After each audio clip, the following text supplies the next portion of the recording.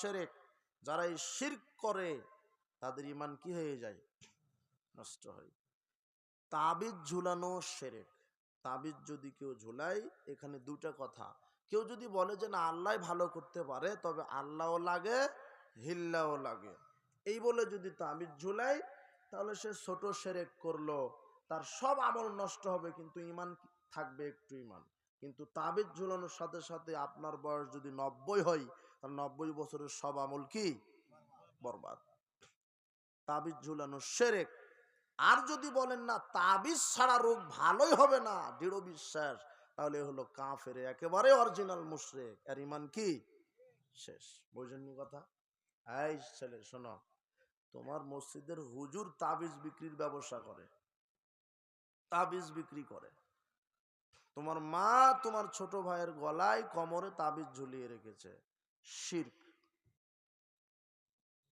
মসজিদের ইমামতি করা তো বহু দূরের কথা। রাসূল সাল্লাল্লাহু আলাইহি ওয়াসাল্লামের কাছে 10 জন ব্যক্তি আসলেন ইসলাম কবুল করবেন বলে। কয়জন? 10 জন।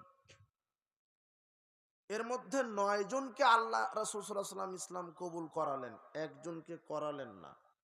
সাহাবীগণ অভিযোগ করলেন, আল্লাহর নবী, বায়াতাতি সাতানা তারাকতা হাদা, আপনি 9 জনকে ইসলাম কবুল করিয়ে দিলেন, এই একে ছেড়ে দিলেন কেন? বলছে যে ইন্না আলাইহি তামিমা, তোমরা দেখো ওর শরীরে তাবিজ আছে, ও তাবিজ আছে, তাই আমি তাকে মুসলিম করলাম না। তখন লোকটা চট করে ফাত খালাইদু ফাকাতাহা, লোকটার শরীরের ভিতরে হাত ঢুকিয়ে যেখানে তাবিজ ছিল ছিঁড়ে ফেলে দিয়েছে। ফাবায়াহু, তখন আল্লাহ রাসূল তাকে ইসলাম কবুল করিয়ে দিলেন।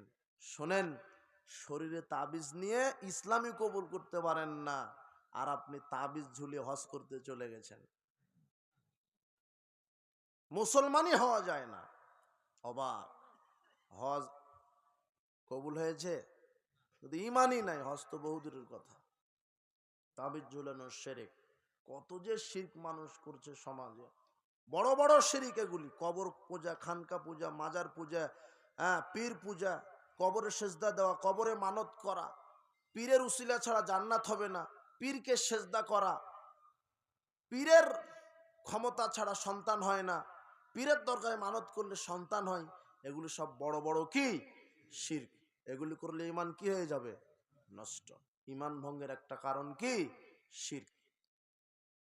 বড় শিরক। ছোট শিরক কি? ছোট শিরক হচ্ছে মানুষ দেখানো আমল করা, যেখানে একটু দান করি মানুষ বলবে খুব বড় দানবীর। লোক দেখানো আমল, এটা ছোট শিরক। লোক দেখানো আমল, সালাত আদায় করছেন, যদি এই নিয়ত হয় যে মানুষ দেখুক আমি মুসল্লি, তাহলে ও কি মুশরিক, ও কি মুশরিক, এটা জাহান্নামে যাওয়ার কারণ। ছোট শিরক এগুলি। অশুভ ফল গ্রহণ করা ছোট শিরক। কি? রাত্রে ঘর ঝাড়ু দেওয়া যায় না, আছে না? রাত্রে গাছ থেকে ফল পাতা পাড়া যায় না, স্বামীর নাম ধরে ডাকা যায় না, আরো কি জানি, এই মনে হচ্ছে না এখন, অনেক এগুলো অশুভ নাই। যে সকালে কোন নারীর মুখ দেখে উঠেছে, উদ্দেশ্য সফল হলো না, পিছন থেকে ডাকলে যাত্রা শুভ হয় না। হ্যাঁ, আপনার এই ড্রাইভার যারা, অধিকাংশ ভ্যান চালক, রিক্সা চালক, অটো চালক, এরা দেখবেন ভাড়ার প্রথম টাকাটা চুমা খায় আর হ্যান্ডেলে ঠেকায়, যে মনে করে এটা আমার রুজি, অথচ রুজি মালিক কে? আমার ড্রাইভার রাখি দেয় যে প্রথম ভাড়ার টাকাটা যদি মাজারে দিতে পারি, তাহলে গাড়ি আর অ্যাক্সিডেন্ট হবে না। আর আপনার এই বাজারের দোকানে সকালে যাবেন, সকালে দোকানদার আপনাকে বাকি দিবে না। ও রাখি দেয় যদি বাকিতে প্রথমে দিই, তাহলে সারাদিন কিসেই যাবে? বাকিতেই যাবে। ভুল করে গেছে, তার শ্বশুর গিয়ে বলছে, জামাই আমাকে 1 কেজি লবণ দাও। তো জামাই তো আর শ্বশুর কাছে টাকা চাইতে পারলো না। জামাই বলছে যে টাকাও নিয়ে আসেনি, সকালে হাঁটতে হাঁটতে একটু এসেছি, তো লবণ লাগবে, তোমার শাশুড়ি বলেছে 1 কেজি লবণ দাও। তো শ্বশুরের কাছে টাকাও চাইতে পারেনি, তো দিল কিসে? বাকিতে। দিল কিসে? বাকিতে। তো লোকটা দোকান যখন বন্ধ করবে রাত 10টায়, তখন ক্যাশটা হিসাব করে দেখছে যে সেদিন তার বিক্রি হয়েছে 2 লক্ষ টাকা। 2 লক্ষ টাকা বিক্রি হয়েছে। ও তখন বলছে, ইস, যদি সকালে প্রথমেই যদি আমি লবণটা বাকি না দিতাম, আজকে 4 লক্ষ টাকা বিক্রি হতো। এই যে দেখেন আকীদা। আর একটা কথা বলি, যারা এই তাবিজ ঝুলায়, যারা এরকম এই নিকৃষ্ট আকীদায় বিশ্বাসী, এদের ভিতরে ইমানই ঢুকেনি। আরো যে কত শিরক, হাত থেকে গ্লাস পড়ে গেলে কুটুম্ব আসে, হ্যাঁ আরো আছে না কি তারপরে কি কি কোন কোন সময় বাঁশ কাটা যায় না, কিবারে বাঁশ কাটা যায় না, রবিবারে বাঁশ কাটা যায় না। কি আকীদা, এগুলি সব শিরকি আকীদা, কুসংস্কার। কি শিরক, কত যে কুসংস্কার আছে। স্বামী স্ত্রী অপবিত্র অবস্থায় কিছু করতে পারে না, ভাত রান্না করতে পারে না। স্বামী স্ত্রী অপবিত্র অবস্থায় সব করবে, শুধু সালাত আদায় করতে পারে না, কোরআন তেলাওয়াত করতে পারে না, আর কি সিয়াম রাখতে পারে না। আর যদি হজে যায় তাহলে এদের তওয়াব করতে পারবে না। ভাত রান্না করবে, গোয়াল ঘর পরিষ্কার করবে, চাকরি করবে, ব্যবসা করবে, সব করবে, যদি বলে পারে না, বললেই শিরক হবে। কি হবে? স্বামী স্ত্রী অপবিত্র অবস্থায় এটা করতে পারে না বললে কি হবে? শিরক হবে। কত যে অশুভ শিরক আছে। এরপরে কি শিরক? আল্লাহ ছাড়া অন্যের নামে কসম করা শিরক। বলে না মায়ের কসম, বাবার কসম, এর কসম, এরকম ভাবে কসম করা শিরক। কসম করতে হবে কার নামে? আল্লাহর নামে। তাহলে আমরা প্রথম যে ঈমান ভঙ্গের কারণটা দেখলাম সেটা হলো কি করা? শিরক করা। 2, আল্লাহ এবং বান্দার মাঝে কাউকে মাধ্যম নির্ধারণ করা।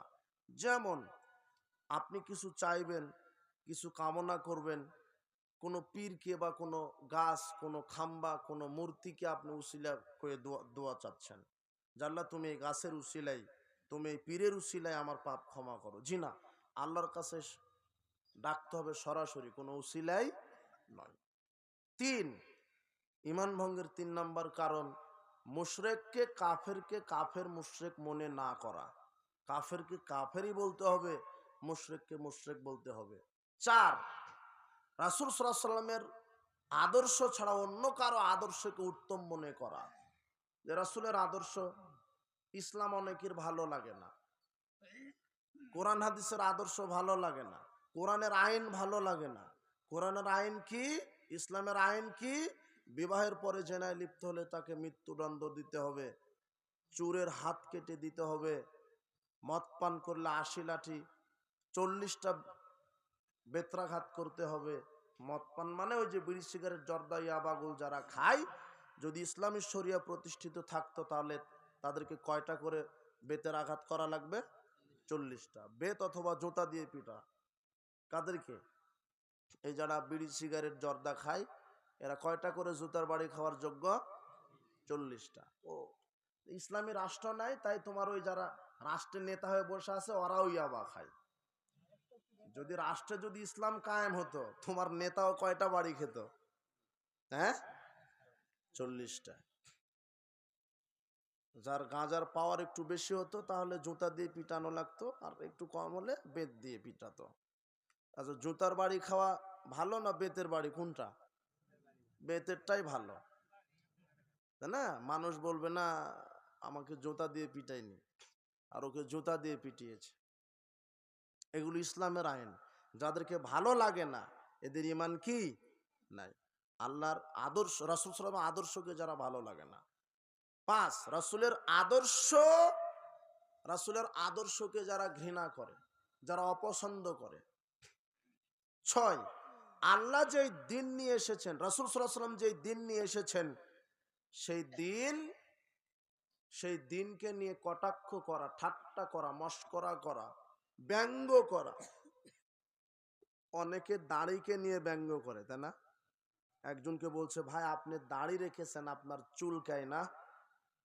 তখন বলছে যে না, আমার চুলকায় না, আমার প্রতিবেশীর কিছু মুনাফিকদের চুলকায়। বুঝেননি কথা? ওই যে দাড়ি রেখেছে, দাড়ি রাখে, এটা কেমন লাগে? দাড়িকে কটাক্ষ করছে। এটা রাসূল সাল্লাল্লাহু আলাইহি ওয়াসাল্লামের আদর্শ। যারা রাসূলের আদর্শ, রাসূল যে দিন নিয়ে এসেছেন তাকে নিয়ে কটাক্ষ করবে, তার ঈমান কি? নষ্ট, সে কাফের।